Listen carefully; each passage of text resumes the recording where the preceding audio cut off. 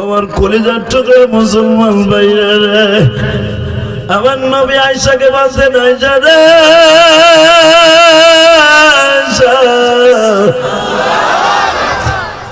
ওদের মাঠের দিকে আসার পরে জীবনে কোনোদিন আমি গোশত চাবাইয়া খেতে পারলাম না।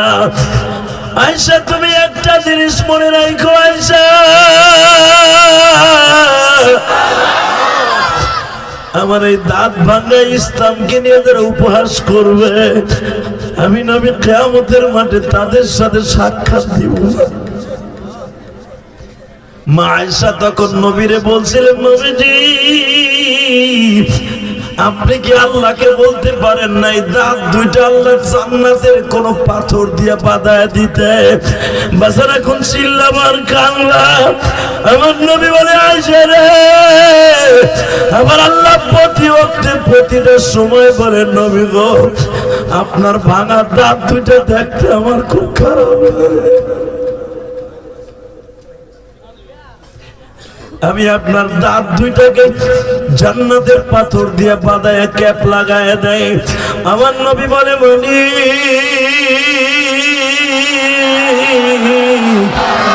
তুমি যদি আমার জান্নাতের ক্যাপ লাগায় দাও, আমার উম্মাদ গুলা ওই যে টাঙ্গাইল বসিয়া উম্মাদ গুলা যখন আমার ওয়াজ শুনিয়ে কাঁদবো, তারা আমার ভাঙা দাঁত দুইটা দেখতে চাইব।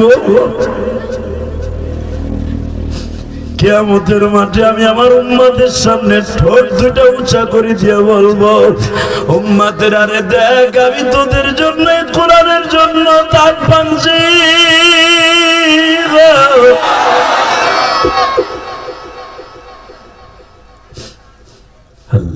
একবারে বাইতুল মুকাদ্দাসের সাথে লাগানো। ঘুমিয়েছে যে বাইতুল মুকাদ্দাসের নির্মাতা, যিনি বাইতুল মুকাদ্দাস নির্মাণ করেছেন, নবী ইয়াকুব, তার বাবা ইসহাক, এতগুলা নবী, 3000 উপরে নবী ঘুমিয়েছে বাইতুল মুকাদ্দাসে। বেঈমানগুলো দখল করে নিয়ে যাবে এত সহজ?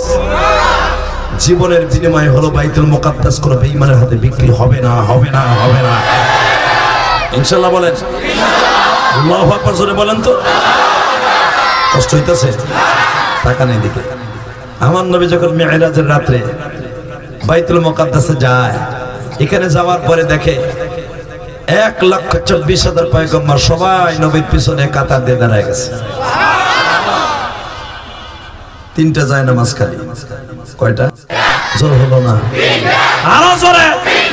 ইলেকশন আইতাছে উপজেলা। 3টা যায় নামাজ খালি, লক্ষ লক্ষ মানুষ কাতার বন্দী হয়ে দাঁড়ায় গেছে। 3টার ভিতরে দাম করে জিবরাইল যে একটা দাঁড়ায় গেছে। আমি আর ওয়াজি করব, আল্লাহুম্মা আমিন। না না, সুবহানাল্লাহ, সুবহানাল্লাহ। এবার লাস্ট চান্স। 3 টাকা যায় নামাজের ভিতরে একজন যে জিবরাইল খাড়ায় গেছে। ধাক্কা দিয়ে মিকাইল রে কয়, তুই খাড়াই রইছিস, তুই খাড়া। কিন্তু সব কাতার ফিলাপ, একটা যায় নামাজ বাকি সামনে। আমার নবী ওইখানে যে জিবরাইলের পাশে ধাক্কা ধাক্কি করতেছে, আমারে জায়গা দাও। কয় এখানে আপনার জায়গা না, আপনার জায়গা ওইখানে। আজকে বাংলার জমিনে আমার সেই নবীরে গালি দেয় চরিত্রহীন কইয়া। জীবনের বিনিময় হলো নবীরে যারা গালি দিবি জাগায়, এই যমুনা সেতুর ভিতরে, যমুনা সেতুর থেকে হাত পাও বাইন্দে ছাইরে দেব। কি রাজি আছেন না? গালি দিবি। জিবরাইল নবীর হাতটা ধরে সামনে দাঁড় করাই দিয়ে বলে, নবী গো আপনার স্থান পিছনে নয়, আপনার সামনে দাঁড়াবে এমন কোন মারপুত জন্ম নেই না।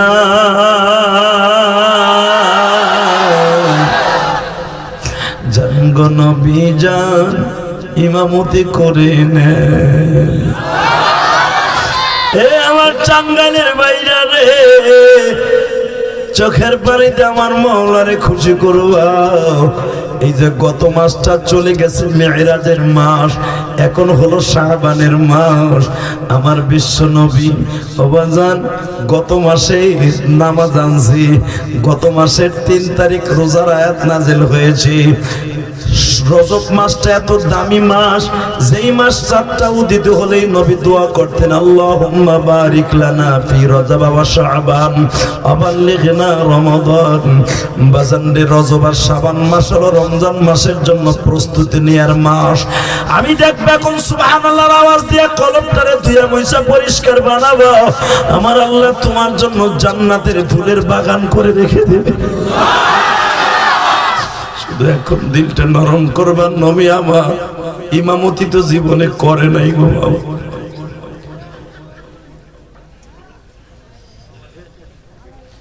বিশ্বনবী আমার 2 রাকাত নামাজ পড়ায় দিলেন, ছোট্ট ছোট্ট সূরা দিয়ে নামাজ পড়ায় দিলেন।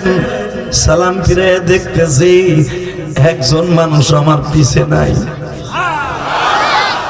বাজানা কোন দিলটা নরম করবেন, যখন পিছনে তাকায় দেখে কেউ নাই। জিবরাইল বলে, নবী দেখেন তো এই মসজিদটা চিনেননি? নবী আমার বলে, আমি কি জীবনে কোনোদিন আসছি? নবী আপনার ক্যাটালগে লেখা আছে, সুবহানাল্লাযী আসরা বিআবদিহি লাইলাম মিনাল মাসজিদিল হারামি ইলাল মাসজিদিল আকসা। নবী এই দেশে মসজিদে আকসা, নবীকে আমার জীবনে তাহি নেই। নবী এই মসজিদটা ভালো করে দেখে নেন, এটা কিন্তু আপনার শ্বশুর বাড়ি।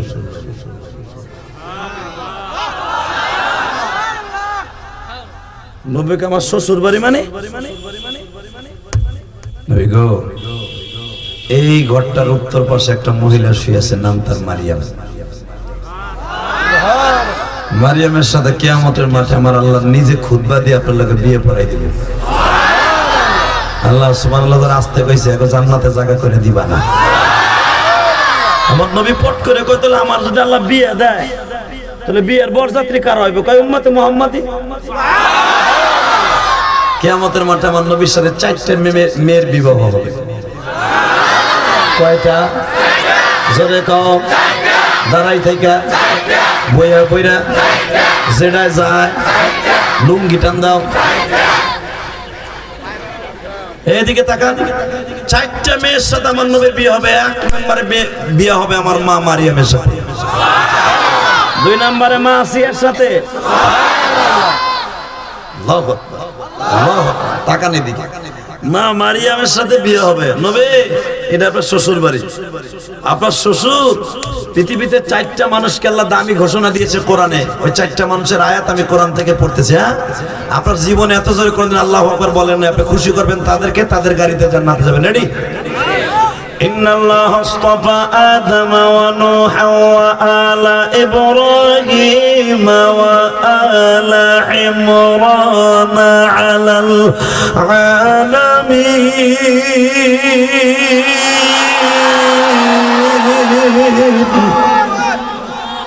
এমনি গলা ব্যথা করে একটা আওয়াজটা বাড়া রে বেটা।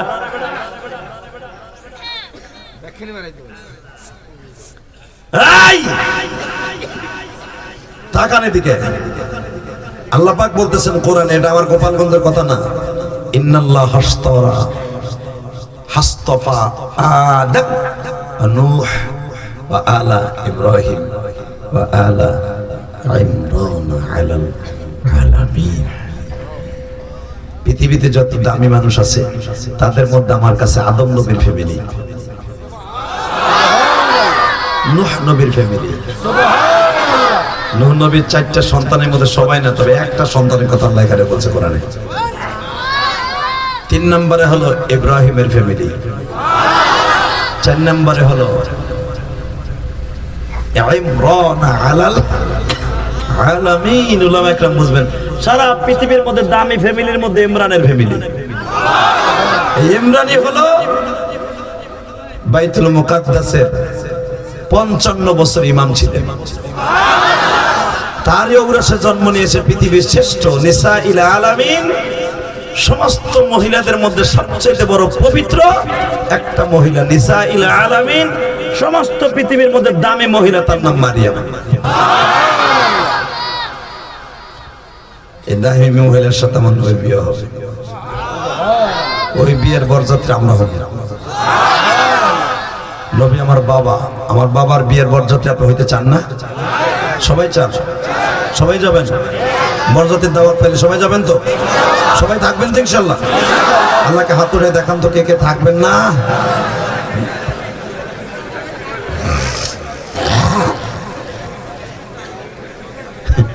আমি জানি আপনারা উল্টা পাল্টা উড়ে হেলাইছেন, তবে আপনারা সবাই থাকবেন, আমিও থাকবো, আপনিও থাকবেন ইনশা ইনশা। লিটন ভাইও থাকবো, রাজি আছেন না? মারহাবা কর। যারা ওই বিয়ে বরযাত্রী হইতে চান, তিনটা শর্ত। কয়টা? এক নম্বরে জানের চাইতে বেশি ভালোবাসতে হবে আল্লাহর এবং আল্লাহ রাসূলকে। বলে ইন কুনতুম তুহিব্বুনাল্লাহ ফাত্তাবিউনি ইউহিব্বুকুমুল্লাহ। না আমি বলি না, কোরআনে বলছে যখন মারহাবা। ঈমান ঠিক রাখে আল্লাহ এবং আল্লাহ রাসূলকে জীবনের চাইতে বেশি ভালোবাসতে হবে। কয় নাম্বার? জোরে কোন? 2 নম্বরে 5 ওয়াক্ত নামাজ পড়িয়া জীবনকে সুন্দর করিয়া, রোজা রাইখা, যাকাত ঠিক মতো দিয়া, বিবিরে পর্দায় রাইখা, নিজের জীবনকে হালাল ভাবে পরিচালনা কইরা মৃত্যুবরণ করা। কয় নাম্বার গেল? 3 নম্বরে হলো পৃথিবীতে যদি কখনো ইসলামের বিরুদ্ধে, শরিয়াত বিরুদ্ধে কোনো নাস্তিক কথা বলে, কোরআনের বিরুদ্ধে, ওর বিরুদ্ধে ঈমান নিয়ে ঝাঁপায় পড়া। এইটাই তো লাগবে আপনাকে লগে আমার। এখন কবেন আপনি জিএমবি রাখলা বানাইতেছেন না। বিশ্বনবী যদি জীবনে বসে থাকতেন, কোরআন আজকে এই ঘরে পর্যন্ত আসতো না। কথা বলেন না কেন? মনে মনে করে দাওয়াত তাবলীগের কাজ, দাওয়াত তাবলীগের কাজ ফ্যান সাইরা দিয়া, পাতলাকে জাগায় দিয়া, মসজিদে ঘুমায় থেকে দাওয়াত দিলি হয়ে যায়। কথা কন না কেন? আমার নবী জীবনও তরবারি হাতে নিয়ে উহুদের মাঠে দাঁত ভাঙতো না। বদরের প্রান্তর আমার নবী জীবনও জীবন দিত না। কথা ঠিক না বেঠা? 70 জন সাহাবী উহুদের মাঠে জীবন দিত না। হুনাইনের মাঠে সাহাবীরা জীবন দিত না। উহুদের মাঠ থেকে ঘুরে আসার পর আমার নবী জীবনে গোশত সবাই খাইতে পারে নাই। যেই মানুষটার গায়ে জীবনে মশক মাছি মরে নাই, ওই মানুষটা গোশত সাবানি দিলে গালটা ধরে বইয়া থাকে। মা আয়েশা জিজ্ঞেস করতেন, ইয়া রাসূলুল্লাহ, লেস মাফি মুশকিল, কি হয়েছে হুজুর, আপনি কোন সমস্যা?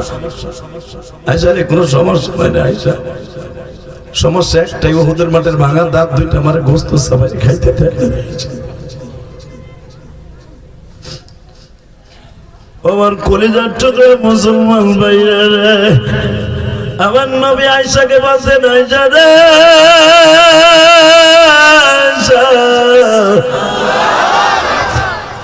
ওদের মাঠের থেকে আসার পর জীবনে কোনোদিন আমি গোশত চাবাইয়া খেতে পারলাম না। আয়েশা তুমি একটা জিনিস মনে রাখো আয়েশা, আমার এই দাঁত ভাঙা ইসলামকে নিয়ে যারা উপহাস করবে, আমি নবী কিয়ামতের মাঠে তাদের সাথে সাক্ষাৎ দিব না। মা আয়েশা তখন নবীরে বলছিলেন, নবীজি আপনি কি আল্লাহকে বলতে পারেন নাই দাঁত দুইটা আল্লাহর জান্নাতের কোন পাথর দিয়ে বাঁধায় দিতে? বাজার এখন চিল্লাবার কান্না। আমার নবী বলে, আয়েশা রে, আমার আল্লাহ প্রতি ওয়াক্তে প্রতিটা সময় বলে, নবী গো আপনার ভাঙা দাঁত দুইটা দেখতে আমার খুব খারাপ লাগে। আমি আপনার দাঁত দুইটাকে জান্নাতের পাথর দিয়ে বাঁধায় ক্যাপ লাগায় দেয়। আমার নবী বলে, বলি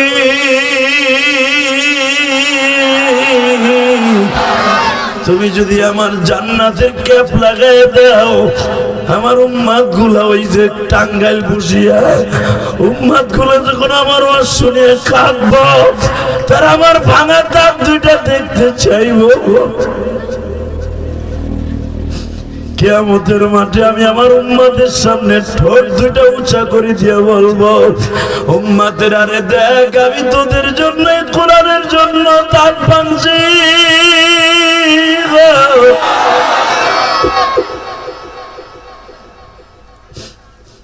আল্লাহ, তোমার নবীর কথা শুনে, তোমার নবীর বিবাহের বরযাত্রী হতে হলে তুমি নিজে বলেছ তোমার আর তোমার নবীর জীবনের চেয়ে বেশি ভালোবাসতে হবে।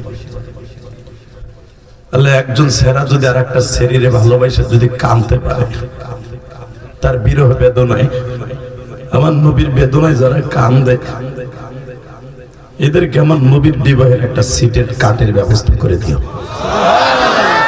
বাজান আমি জানি না কার মা নাই কার বাবা নেই, এই দুনিয়ায় যার মা নাই ওর মতো দুঃখ কি। আমি ইলিয়াসুর রহমান জিহাদি 12 বছর বয়সে মা হারাইছি। শুধু আমি আপনাদের দুইটা পাও ধরে বলে দিয়ে যাই, গতকালকে যেখানে ওয়াজ করছি এক চেয়ারম্যান ছিল মাহফিলের আমাদের গোপালগঞ্জ। বিশ্বাস করে আমি চেয়ারম্যান বহুত দেখছি, কিন্তু এই চেয়ারম্যানের মধ্যে এরকম মা হারাইয়া কান্দা আমি চেয়ারম্যান ওয়াজে দেখিনি। সে স্টেজে বসে নাই, বসছে নিচে, ওই যে আমার ভাই যেখানে বসে আছে ওইখানে বসছে, কিন্তু আমি তো জানতাম না এটা চেয়ারম্যান। এমন কান্দা কানছে রে ভাই, কোরআন হাতে নিয়ে বলছি। আসাদুজ্জামান ভাই মুনাজাতের আগে দেখি মানুষ বলতেছে, যখন আমি বলছি আগামী বছর প্যান্ডেলের খরচটা কে দেবে, ওই লোকটা আগে দাঁড়াইছে বলতে যদি আমাকে চেয়ারম্যান, ওই লোক চেয়ারম্যান। সুবহানাল্লাহ বলেন না? মানে ওই লোকটার আমি সবচেয়ে বেশি কাঁদতে দেখছি বয়ে বয়ে, এই পাকা দাড়ি, মনে হইতেছে একটা সাধারণ একটা মানুষ। লাস্টে কি করছে জানেন? আমার হাত ধরে আজকে আল্লাহর কসম করে বলি, আজকেও আমার ফোন দিয়েছে, ভাই হুজুর আমি আপনার মায়ের মসজিদে গতকালকে 2000 টাকা দিয়েছিলাম মনে আছে, আর প্যান্ডেলের খরচ দেবে আগামী বছর আমি ওয়াদা করছি, এবং আপনার ওয়াজের টাকাও আমি দেব। কারণ আমার জীবনে এইভাবে কোনোদিন 1.5 ঘন্টা বয়ে বয়ে কান্দি নেই। যুবক ভাই আমি অসুস্থ শরীর নিয়ে তোর একটা কথা বলে দিয়ে যাই, আমার ওয়াজ শুনে এই জন্য কান্দে মানুষ, এর পিছনে একটা মাত্র কারণ আমার এলেম কালাম কিচ্ছু নাই, আমার কণ্ঠ তেমন সুন্দর না, আমার সাথে ভালো কণ্ঠওয়ালা বক্তা বাংলাদেশে আছে, কিন্তু আমার ভিতরে আল্লাহ একটা জিনিস দিছে, যে জিনিসটা অন্য বক্তার ভিতর দেয় নাই। আমি যে দরদ নিয়ে কথা বলি, আমার এটা একটা অভিনয় নাই, কোরআন থেকে বলি। আমি যখন কথা বলি তখন আমার ভিতরের কথাগুলো বলি। আমি নিজে কান্দি, জনগণ কান্দে, আল্লাহ কান্দায়, তার ভিতর কারণ একটাই, আমি যে ছোট্টকালে মা হারাইছি, মা যে বারবার বলতো ইলিয়াস রে তুই যদি আলেম হস, তোর কথা শুনে কত যুবক কাঁদবো। আমি আমার মার কথা বিশ্বাস করি নাই, কসম আসাদ ভাই আমি কোনোদিনও বিশ্বাস করি নাই। এই মা আমার কথা শুনে মানুষ কাঁদবো কেন? এই লিটন আজকে লাখপতি কর কোটিপতি হোক, জায়েদ ভাইয়ের পিছনে একমাত্র তার মায়ের দোয়া, তার বাবার দোয়া। যায় নামাজে বসে যদি দুঃখিনী মা কোনো একটা দিন চোখের পানি ফেলায় বলে আল্লাহ আমার আব্দুল্লাহ রে ভালো রাখো, আমার আসাদ রে ভালো রাখো, আমার আব্দুর রহমান রে ভালো রাখো, আর টাকার মালিক বানাই দিও, আমি কোরআনে হাত রেখে বলছি তুই একদিন কোটি কোটি টাকার মালিক হবি, যদিও তোর মা বাপ বাইচে না থাকে। যেটা আমি ইলিয়াসুর রহমান জিহাদি, ওই যে আমার আগের বক্তা বলে গেছে না যে ওনার জীবনের যত উপার্জন আছে সব দিয়ে একটা মসজিদ মাদ্রাসা বানাইছে। আমি 4 কোটি টাকা খরচ করে শুধু একটা মসজিদই বানাইছি। ওই যে দেখে আসছে ওরা জিজ্ঞেস করো, এই যে আমার আগের বক্তা দেখে আসছে সানাউল্লাহ সাইফি ভাই, ও তো আপনার এলাকার ছেলে। এই আমি 4 কোটি টাকা খরচ করে মসজিদ বানাইছি, কেন জানো? আমার মা আমারে 12 বছর বয়সে বলছিল ইলিয়াস রে যদি কোনোদিন টাকার মালিক হয় একটা মসজিদ বানাবে। আমার নানা ছিল আল্লামা শামসুল হক ফরিদপুরে হাতে করা ছাত্র। গোপালগঞ্জের ভিতরে, আমার গোপালগঞ্জের ভিতরে 2টা সিংহ পুরুষ জন্ম নিয়েছে, একটা হলো বঙ্গবন্ধু পলিটিক্যাল হিসাবে, আর একজন হলো আধ্যাত্মিক রাহবার হিসাবে রাজপথের লড়াকু সৈনিক আল্লামা শামসুল হক ফরিদপুরি। আইয়ুব খানকে বলেছিল, আইয়ুব খান টাকার দ্বারা গরু ছাগল কুত্তা বিলাই কিনতে পাওয়া যায়, শামসুল হকের কিনতে পাওয়া যায় না। সেই এলাকার সন্তান আমি। আর আমার নানা ছিলেন আল্লামা শামসুল হক ফরিদপুরের ছাত্র। আমার নানা গোপালগঞ্জের মধ্যে নামকার একজন আলেম ছিলেন। আমার নানা, তার ঔরসের জন্ম আমার মা। আমার মায়ের নাম ছিল আম্বিয়া। কি নাম? জোরে কোন? যদিও নামটা নবীদের জমা আম্বিয়া, এটা রাখা ঠিক হয় নাই, কিন্তু ওই জামানায় মনে আমার শুনছি আমার মায়ের দাদি রাখছে। দেখবেন অনেক মহিলা কোন আম্বিয়া আছে না, আম্বিয়া বেগম, আম্বিয়া বেগম, আম্বিয়া আক্তার, এরকম আছে না, কিন্তু নামটা কিন্তু ঠিক না। কারণ নবী হলো 1 বছর, আম্বিয়া হলো বহু বছর। তো নবীরা মহিলারা তো নবী না, এই জন্য নামটা এভাবে রাখা ঠিক হয় না। তোমার মার নাম তো আম্বিয়া বেগম। তো আমার মা আম্বিয়া। যুবক ভাই, আমার মা আমার কাছে কোরআন শরীফ পড়ছে।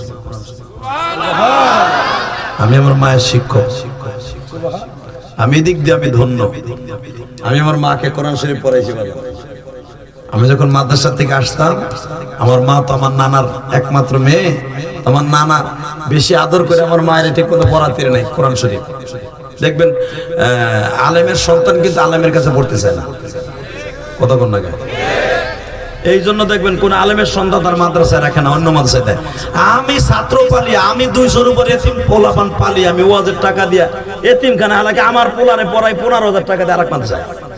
হালাকে আমার মাদ্রাসা ছাত্র আমার মাদ্রাসা খায়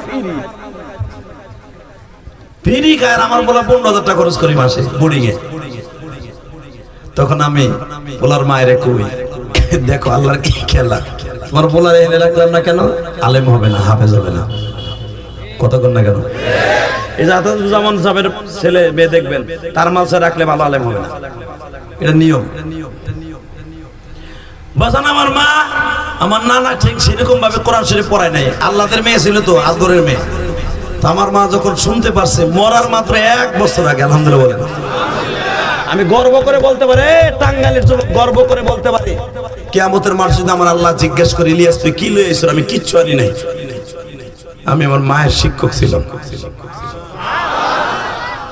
এবং আমার মা এর বদৌলতে বলছিল, ইলিয়াস আমি তোর দুধের দাবি চাইরে দিয়ে গেলাম। আরো জোরে কোন, আরো জোরে টাকা নিয়ে দিবে।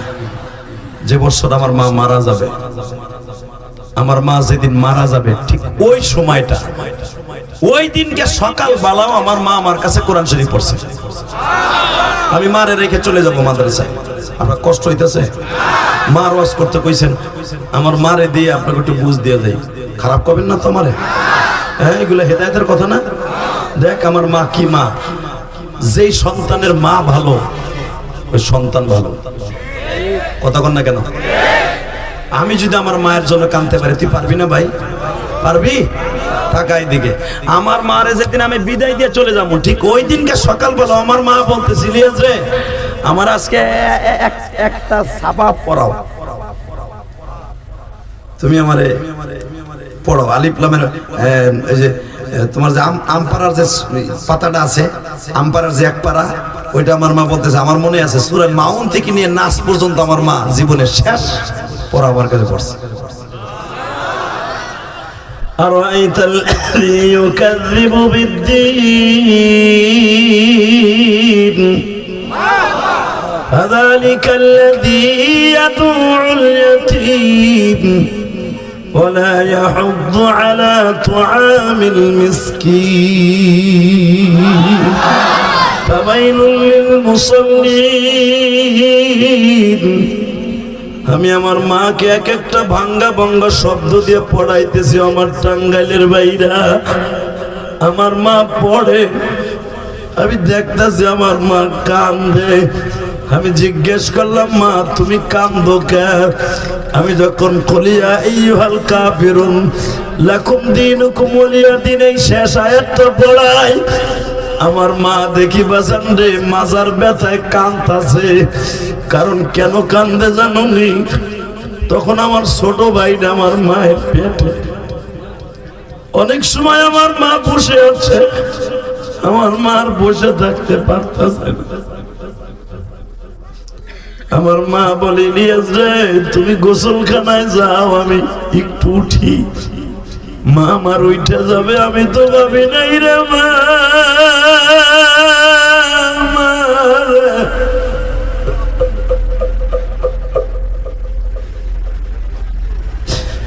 এইটাই আমার মায়ের জীবনের শেষ ওঠারে ভাই।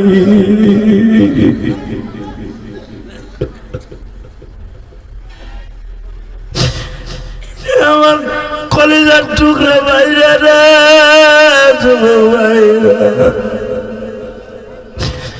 মহিলা প্যান্ডেলে আমার মায়েরা, আমার মায়েরা বাচ্চা জন্ম দেয়, মারা জানে কত কষ্ট।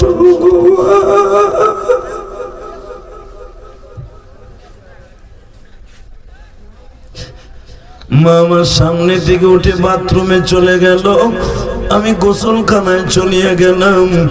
মা আমার জীবনের শেষ গোসল করাইয়া, আমার মা আমার জামা পরিধান করাইয়া, আমার হাতে কাপড় চোপড় গুলা ভাঁজ করে দিয়া মা আমারে বলে, ইলিয়াস রে, আজকে যে সূরা গুলা আমারে পড়াইছো, তুমি ফিরে তারিখ মাদ্রাসা থেকে আসার পরে আমি তোমার এগুলো আবার শোনাবো। কিন্তু বাবা আমার মন বলতেছে তোমার সাথে মনে আমার দেখা হইবে না। আমি কি জানতাম আমার মা আমারে কি দিয়ে বিদায় দেয়? আমি যদি জানতাম রে ভাই, আমি অন্তত মারে রাইখে মাদ্রাসায় যাইতাম না। এই যে তোমরা দেখছো মেট্রিক পরীক্ষা দিছে একটা ছেলে, তার বাবা মেট্রিক পরীক্ষা দিতে যাওয়ার আগে দেখছো তোমরা ফেসবুকে আসছে, কোন দেশে জানি ঘটনা আমার একজন দেখাইলো। বাবাই বলছে, বাবা তুই পরীক্ষা দিতে যাইস না, তুই আমার দিক আইয়া পাবি না। আব্বা আমি আসতেছি, আব্বা পরীক্ষা দিয়ে তাড়াতাড়ি আইব। পরীক্ষা দেয় দেখে তার বাবার দুনিয়ায় নাই। ইলিয়াসুর রহমান জিহাদি যদি জানতো তার মা চলে যাবে এভাবে, অন্তত মারে রাইখে এভাবে যাইতাম না। চলে গেলাম মাদ্রাসায়। 3 মাস পরে আমার কানে খবর গেল আমার মা দুঃখে নিয়ে আজকে দুনিয়ায় নাই।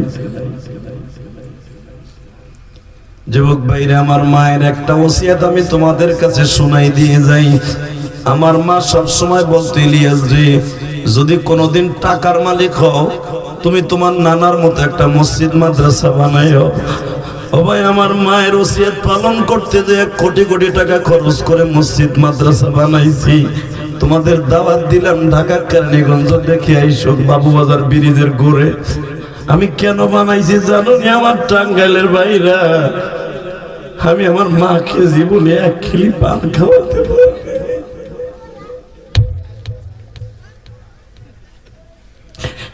জীবনে কোনদিন আমার মারে আমি ইলিয়াসুর রহমান জিহাদি, এখন তোমরা আমার কাছে আসো। জীবনে কোনদিন আমার মাকে একটা বিস্কুটের টুকরাও খাওয়াইতে পারি নাই রে মা।